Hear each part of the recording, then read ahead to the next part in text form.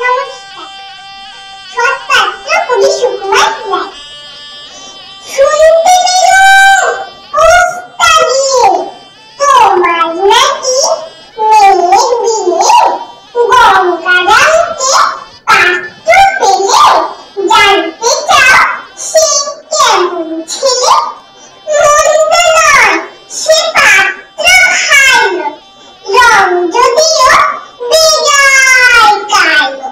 তার উপরে মুখের গড়ন অনেকটা ঠিক প্যাঁচার মতন। বিদ্যে বুদ্ধি বলছি মশাই, ধর্মী ছেলে অধ্যাবসায়। মিষ্টিবার ম্যাচিকে সে ঘায়েল হয়ে থামলো শেষে। বিষয় আসার গরিব বেজায়, কষ্টে সৃষ্টে দিন চলে যায়।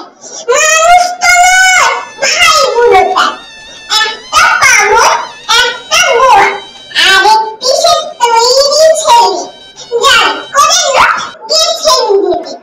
কনিষ্ঠটি তবলা বাজায়, যাত্রা দলে 5 টাকা পায়। গঙ্গারাম তো কেবল ঢোকে, পীরের জ্বর আর পাণ্ডুরকে, কিন্তু তারা উচ্চ ঘর, বংশরাজের বংশধর। শ্যামলাখিরি গুরুগ্রামে কি যেন হয় গঙ্গারামে। যা হোক, এবার পাত্র পেলে এমন কি আর মন্দ ছেলে। নমস্কার। আমার কবিতা পাঠগুলি কেমন লাগছে? আপনাদের মূল্যবান মতামত জানাতে ভুলবেন না।